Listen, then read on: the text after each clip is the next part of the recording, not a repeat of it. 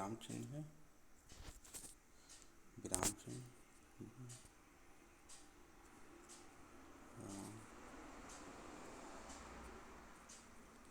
विराम चिन्ह।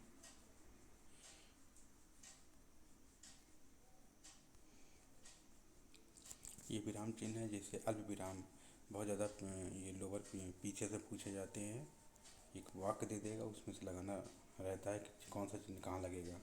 ठीक है, अल्प विराम में ज़्यादा डाउट रहता है। तो अल्प विराम कहाँ लगेगा, जैसे इसमें 5 प्रकार के, जैसे 5 प्रकार के वाक्य दिए जाएंगे, 5 तरह के वाक्य दिए जाएंगे, तो उसमें जो है अल्प विराम लगेंगे। जैसे समान शब्दों के बीच लगेंगे।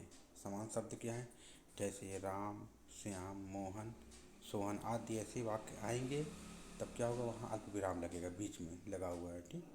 और दूसरे में क्या है, तिथि के साथ महीना और वर्ष आए तो, जैसे ये लगा है अल्प विराम, तिथि के साथ महीना आए तब वहाँ क्या करेंगे, अल्प विराम का प्रयोग किया जाएगा। और तीसरा है अंकों के बीच, जैसे ये दिया हुआ है 1 2 3 4 5, और इसके बीच में लगेगा पूर्ण विराम। और चौथा है उद्धरण चिन्ह के पहले, उद्धरण चिन्ह के पहले, जैसे नेताजी ने कहा, ठीक है, यहाँ अल्प विराम लगेगा, तो मुझे खून तो मैं तुम्हें आज़ादी दूंगा, ये उद्धरण चिन्ह है। ठीक, ये अभी नीचे ये उद्धरण चिन्ह का अलग से दिया गया है, विषय में हम बताएंगे। ठीक है, जैसे किसी की बात को हम दोहराते हैं तो वहाँ उद्धरण चिन्ह का प्रयोग करते हैं। उसके पहले जिसने कहा था, नेताजी ने कहा था, वहाँ अल्पविराम का प्रयोग किया जाएगा। और पांचवा है किंतु, परंतु, इसलिए, अतएव, क्योंकि, इसमें भी क्या है, अल्पविराम का प्रयोग होगा। ठीक, ये 5 प्रकार के हैं। इस तरह के वाक्य आएंगे, कहीं बीच में ऐसे आएगा, तो हम अल्पविराम के चिन्ह का प्रयोग करेंगे। अब आते हैं उद्धरण चिन्ह की ओर। उद्धरण चिन्ह देखिए, उद्धरण चिन्ह और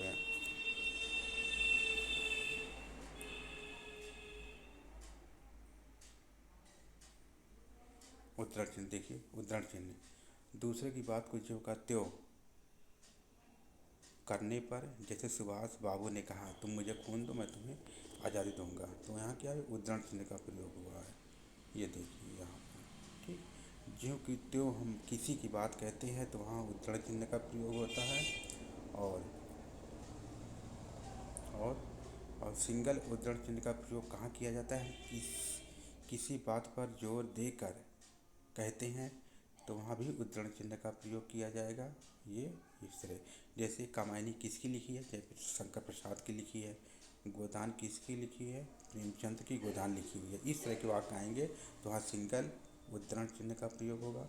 और जहाँ हम किसी बात को दोहरा रहे हैं, जैसे ये, तो वहाँ डबल उद्धरण चिन्ह का प्रयोग होगा, जैसे एग्जाम्पल में दिया हुआ है। तो ऐसे वीडियो हम आपको भेजते रहेंगे, और लाइक करें, सब्सक्राइब करें।